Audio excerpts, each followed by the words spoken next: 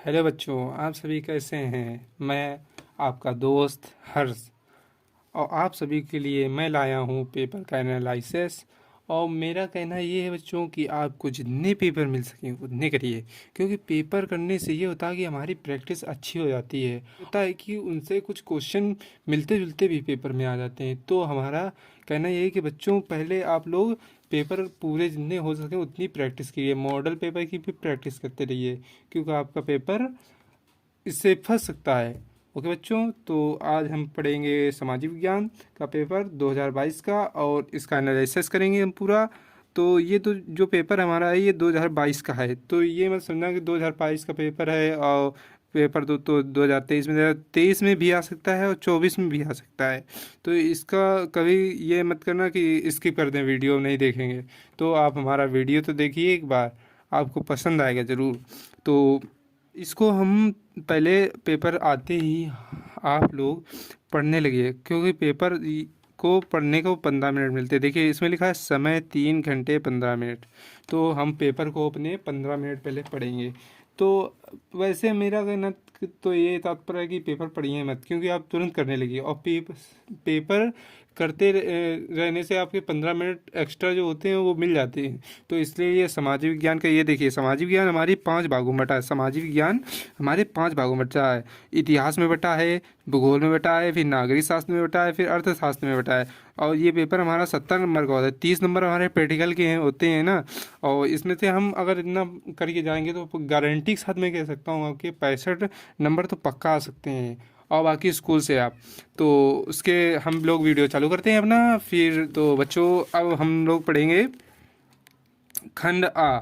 तो इसमें लिखा है खंड आ में कि निम्नलिखित विकल्पों में से सही उत्तर चुनकर अपनी उत्तर पुस्तिका में लिखिए। तो हम लोग स्टार्ट करेंगे क्वेश्चन नंबर फर्स्ट। तो इसमें लिखा है निम्नलिखित में से यह किसका कथन है, जब फ्रांस छींकता है तो बाकी यूरोप को सर्दी जुकाम हो जाता है। तो काबूर है या बिस्मार्क है या मुत्सनी है। तो हमारा आंसर होगा मैटरनिक है। तो हमारा आंसर होगा मैटरनिक। तो अब हम ये क्वेश्चन नंबर दूसरा पढ़ेंगे। हमारा क्वेश्चन नंबर दूसरा, इसमें लिखा है कि सविनय अवज्ञा आंदोलन की शुरुआत किस महत्वपूर्ण घटना के साथ की गई। तो हमारा सविनय अवज्ञा आंदोलन है नमक कानून तोड़ घटना, जो गांधी जी द्वारा कराई गई थी। किसके द्वारा? गांधी जी द्वारा कराई गई थी। तो हमारे गांधी जी द्वारा कराई गई थी इस नमक कानून तोड़ आंदोलन। तो अब हमारा क्वेश्चन नंबर तीसरा, भारत में सर्वाधिक बोले जाने वाली भाषा कौन सी है। तो हमारा आंसर होगा हिंदी। देखो हमारे देश का नाम हिंदुस्तान है, तो सर्वाधिक भारत में बोलने वाली भाषा हिंदी ही है। तो अब हमारा क्वेश्चन नंबर 4। तो क्वेश्चन नंबर 4 में पढ़ेंगे काले दस्ताने और बंधी मुट्ठियाँ किसकी प्रतीक थी। विद्रोह की, ये शांति की, कि अश्वेत शक्ति की, या इनमें से कोई नहीं। तो हमारा आंसर होगा अश्वेत शक्ति की। किसकी बच्चों? अश्वेत शक्ति की। वीडियो पूरा देखिए आप लोग, क्योंकि वीडियो आप लोग बीच में स्किप कर देते हैं और पेपर क्वेश्चन आ जाता है पेपर में, तो आप लोग कहते हैं ये तो मैंने देखा नहीं। तो इसलिए हम कह रहे हैं एक बार ज़रूर पूरा देख लीजिए, जिससे आप लोगों को वहाँ पे तुरंत याद आ जाएगा कि ये तो मैंने पढ़ा है। तो इसीलिए आप क्वेश्चन नंबर 5वां करेंगे अपना। अब क्वेश्चन नंबर हम अपना 5वां पढ़ेंगे। निम्नलिखित में से किस देश को छोड़कर हर जगह तानाशाही पर लोकतंत्र की प्राथमिकता दी जाती है। तो हमारा आंसर होगा पाकिस्तान। पाकिस्तान में लोगों को लोकतंत्र की प्राथमिकता दी जाती है। तो अब हमारा क्वेश्चन नंबर 6 है, लोकतांत्रिक व्यवस्था के राजनीतिक और सामाजिक असमानताओं के बारे में किए गए अध्ययन बताते हैं कि लोकतंत्र और विकास साथ चलते हैं, या लोकतांत्रिक व्यवस्थाओं में असमानताएं बनी रहती हैं, या तानाशाही में असमानताएं नहीं होती हैं, या तानाशाही लोकतंत्र से बेहतर है। तो हमारा क्वेश्चन नंबर 6 का आंसर होगा खा, लोकतांत्रिक व्यवस्थाओं में असमानताएं बनी रहती हैं। ओके बच्चों, तो क्वेश्चन नंबर हम 7 हल करेंगे। क्वेश्चन नंबर 7 देखिए। क्वेश्चन नंबर 7 में देखिए, अति लघु उत्तरीय प्रश्न। तो बच्चों इसका हम लोग एनालिसिस दूसरी वीडियो में करेंगे, क्योंकि हम सिर्फ आप लोगों को पेपर दिखा सकते हैं। और आप लोग इतना ध्यान रखिए, ये पेपर जो है इसको दोबारा देखिए, स्क्रीनशॉट लीजिए, दोबारा देखते रहिए और इसको दोबारा देखिए और इसको तुम पूरा एनालिसिस करके जाना। तो इसमें क्वेश्चन नंबर है 7वां, पूर्ण स्वराज का उद्योग कब और किसके द्वारा किया गया। तो ये हमारा 2 नंबर का क्वेश्चन होता है। ओके बच्चों, ये हमारा क्वेश्चन होता है। और 8वां क्वेश्चन है, गृह युद्ध से क्या तात्पर्य है। तो हमारा ये भी 2 नंबर का है। 9 नंबर, सांप्रदायिकता से आप क्या समझते हैं, ये भी हमारा 2 नंबर का है। लघु उत्तरीय प्रश्न। अब हमारे लघु उत्तरीय प्रश्न देखो, ये थे अति लघु उत्तरीय प्रश्न। अब देखो अति लघु उत्तरीय प्रश्न, तो इसमें लोकतंत्र में सत्ता की साझेदारी क्यों जरूरी है, कोई एक तर्क दीजिए। तो या तो आप अथवा या तो ये कहिए या तो ये करिए। तो गठबंधन सरकार से आप क्या समझते हैं, इसमें दोनों में से आपको जो भी आए, 3-3 नंबर के हैं, मतलब ये नहीं कि 3-3 नंबर के तो दोनों करने।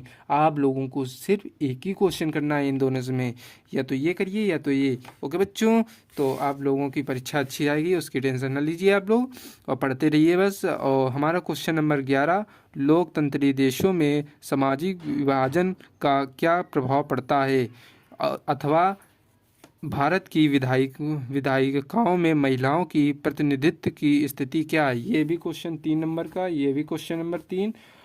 ये 3-3 नंबर के क्वेश्चन, इनमें से आप लोगों को एक ही करना है। और ये हमारा अब आ जाएंगे हम दीर्घ उत्तरीय प्रश्न में। तो हमारा दीर्घ उत्तरीय प्रश्न में क्वेश्चन नंबर 12 है कि किन्हीं 2 देशों पर ध्यान केंद्रित करते हुए बताएं कि 19वीं सदी में राष्ट्र किस प्रकार विकसित हुए। तो इसमें से एक करना है, या तो ये अभिनय अवज्ञा आंदोलन की सीमाओं पर एक टिप्पणी लिखिए। तो ये भी 6 नंबर का, ये भी 6 नंबर का, जो आप लोगों को करना हो वो कीजिएगा। ओके बच्चों, तो अब हमारा क्वेश्चन नंबर 13 है, लोकतंत्र किस तरह उत्तरदायी, जिम्मेदार और वैध सरकार का गठन करता है, अथवा एक अच्छे लोकतंत्र की भाषा दीजिए, इसकी प्रमुख विशेषताएं बताएं। ये हमारा क्वेश्चन नंबर 6 का है। ओके बच्चों, तो हम क्वेश्चन नंबर अब बात करेंगे मानचित्र संबंधी। मतलब ये हमारा क्वेश्चन जो है, निम्नलिखित स्थानों में भारत के दिए गए रेखा मानचित्र में चिन्ह द्वारा नाम सहित दर्शाइए। सही नाम तथा सही अंकन के लिए 1/2 1/2 अंक निर्धारित, मतलब आधा आधा नंबर आपके लिए लोगों के लिए है। अगर आप दोनों करते हैं तो आपका 1 नंबर हो जाएगा। ओके बच्चों, तो अब हमारा क्वेश्चन नंबर 14 स्टार्ट करते हैं। तो वह स्थान जहां दिसंबर 1920 में भारतीय राष्ट्रीय कांग्रेस का अधिवेशन हुआ, ये हमारा 1 नंबर का है। अब दूसरा नंबर क्वेश्चन हमारा, वह स्थान जहां चौरी चौरा कांड हुआ। अब दूसरा हमारा हो जाएगा ये, और तीसरा हमारा क्वेश्चन नंबर होगा, वह स्थान जहां महात्मा गांधी ने नमक कानून तोड़ा। तो हमारा ये हो जाएगा चौथा नंबर, वह स्थान जहां 1927 में भारतीय राष्ट्रीय कांग्रेस का अधिवेशन हुआ।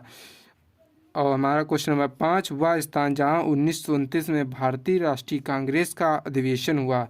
तो बच्चों आप लोग बच्चों, तो अब हमारा ये क्वेश्चन नंबर आ गया है 14, और इसके हम पहले निर्देश पढ़ेंगे। ओके बच्चों, तो निम्नलिखित प्रश्नों में उत्तर अपनी उत्तर पुस्तिका में लिखिए, मानचित्र का प्रयोग ना करें।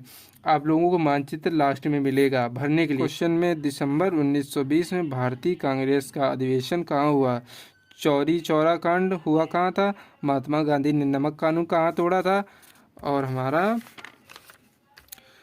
1927 में राष्ट्रीय कांग्रेस अधिवेशन कहाँ हुआ था, 1929 में भारतीय राष्ट्रीय कांग्रेस का अधिवेशन कहाँ हुआ था। अब हमारा आ जाएगा पार्ट बी। तो पार्ट बी में निर्देश पढ़ेंगे। पहले तो निम्नलिखित विकल्पों में से सही उत्तर चुनकर अपनी उत्तर पुस्तिका में लीजिए। और बच्चों आप लोग बड़बड़ाइएगा नहीं कि हम करेंगे, जिससे आप लोगों का पेपर गलत हो जाएगा। जो याद होगा वो भी आप लोग भूल जाएंगे। आराम से पेपर करना होगा बच्चों। तो हम क्वेश्चन नंबर 15 करेंगे, चाय की खेती के लिए कौन सी मिट्टी उपयुक्त है, लाल मिट्टी, जड़ोल मिट्टी, पर्वतीय मिट्टी या लेटेराइट मिट्टी। चाय के लिए खेती के लिए हम लोग पर्वतीय मिट्टी का उपयोग करेंगे। ये पर्वतीय मिट्टी कहाँ होती है, ये हमारे असम जैसे राज्यों में होती है। ओके बच्चों, तो अब निम्नलिखित में से किस राज्य में सीढ़ीदार खेती की जाती है। सीढ़ीदार खेती हमारे पंजाब या हरियाणा या उत्तर प्रदेश या उत्तराखंड? तो हमारे हरियाणा में की जाती है, और सबसे ज़्यादा खेती हरियाणा में होती है, और उसके बाद पंजाब में होती है। ओके बच्चों, पश्चिमी रेलवे का मुख्यालय कहाँ स्थित है? तो हमारा पश्चिमी रेलवे का मुख्यालय मुंबई में स्थित है। और निम्नलिखित में से कौन सा विकसित देश है? तो हमारा निम्नलिखित में से विकसित देश ब्राज़ील या भारत या बांग्लादेश या फ्रांस? तो हमारा आंसर होगा फ्रांस। ओके बच्चों, तो क्वेश्चन नंबर हम आएंगे 18 पे। 18 क्वेश्चन नंबर तो हम लोगों ने पढ़ दिया है, तो हमारा क्वेश्चन नंबर होगा 19। भारत में जीविका का प्रमुख स्रोत है। भारत में जीविका का प्रमुख स्रोत है, उद्योग है या कृषि है या व्यवसाय है या इनमें से कोई नहीं? तो हमारा आंसर होगा खा। ओके बच्चों, तो अब हमारा क्वेश्चन नंबर 19 हो गया। 20 नंबर करना है। भारतीय रिजर्व बैंक की स्थापना कब की गई? तो हमारा होगा 1935 में या 1945 में या 1955 में या 1965 में? तो हमारे भारतीय रिजर्व बैंक की स्थापना 1965 में की गई थी। तो अब हमारा अति लघु उत्तरीय प्रश्न का आ गया, सकल घरेलू उत्पाद क्या है?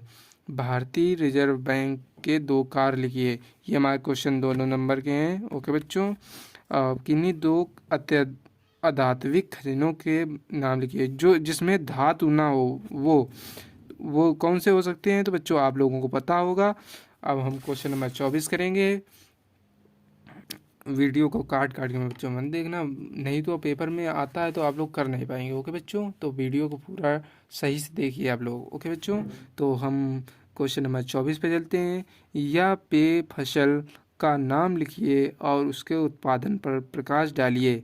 तो हमारा हो जाएगा, या तो ये करना है या तो नीचे वाला करना है। अथवा लिखा है ना बच्चों, अथवा, या तो ये करना है। भारतीय कृषि पर वैश्वीकरण के प्रभावों की संक्षिप्त व्याख्या कीजिए। और ये हमारा 25 नंबर क्वेश्चन हो जाएगा।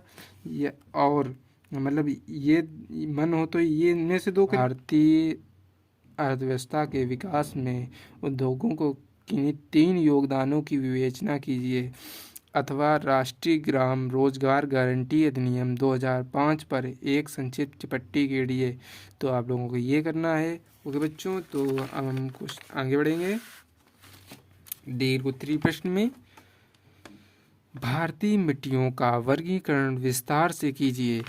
ये भी हमारा क्वेश्चन नंबर 6 नंबर का है। क्वेश्चन बेटा याद रखना, ये छोड़ के मत आना बच्चों। ओके बच्चों, भारत में पाई जाने वाली मुख्य फसलों पर एक लेख लिखिए। 6 नंबर का ये भी है बच्चों। और फिर हमारा क्वेश्चन नंबर 27 है, असंगठित कार्य क्षेत्र से आप क्या समझते हैं? इसकी किन्हीं 3 समस्याओं को लिखिए। ये भी 6 नंबर का है। या तो अथवा लिखा है, मतलब ये करना है, या तो आपको ये करना है। ओके बच्चों, तो हम क्वेश्चन नंबर आ जाएंगे अपने 28 पर। 28 पर निर्देश पहले तो हम पढ़ेंगे बच्चों। ओके बच्चों, निर्देश एक भी नहीं छोड़ना है आपको, निर्देश सबसे पहले पढ़ना है पेपर का। ओके बच्चों, निर्देश से हमें पता चल जाता है क्या करना है क्या नहीं करना है। आप लोग गलत कराते हैं इसी चक्कर में। ओके बच्चों, निर्देश दिए गए भारत के मानचित्र में निम्नलिखित में से कौन सा दर्शाइए? अरावली की पर्वत चिन्ह द्वारा नाम सहित। तो आप लोगों को मैप मिलेगा, उसमें ये सब आप लोगों को दर्शाना है। ये 1 नंबर का है। और ताप्ती नदी चिन्ह द्वारा नाम सहित, ये चिन्ह किसका, ये चिन्ह किसका, ये पहाड़ों का, ये नदियों का है। ऐसे आप लोगों को बताना है। अब मैं नहीं सब बता सकता हूँ, आप लोग पढ़ते रहिए। आप लोगों ने तो पढ़ा हो कैसा, मतलब आप लोगों को याद होगा ना। अभ्रक उत्पादक, ये अभ्रक का है ना, तो ये सीमेंट का हो सकता है, ये नदियों का है, ये पहाड़ों का है। तो आप लोगों को करना है बच्चों, सब 1 नंबर के हैं बच्चों, इनको तो बिल्कुल नहीं छोड़ना है आप लोगों को, ये पूरे करके आना है बच्चों। ओके बच्चों, तो हम हमारा पेपर समाप्त हुआ। लास्ट पेज पे हम लोग बात करते हैं। लास्ट पेज में लिखा है निर्देश, निम्नलिखित प्रश्नों के उत्तर अपनी उत्तर पुस्तिका में लिखिए, मानचित्रों का प्रयोग ना करें। अब इसमें आप लोगों को मानचित्रों का प्रयोग नहीं करना है। कागज उद्योग के एक केंद्र का नाम लिखिए। पंजाब की राजधानी का नाम, महानदी किस सागर में गिरती है? कांधला बंदरगाह किस राज्य में स्थित है? एक लौह इस्पात उद्योग के केंद्र का नाम लिखिए। ओके बच्चों, तो आप लोगों का पेपर समझ गया। और बच्चों आप लोगों का काम मैंने कर दिया, आप लोग भी अपना काम कर दीजिए, चैनल को सब्सक्राइब कर दीजिए। ओके बच्चों, धन्यवाद।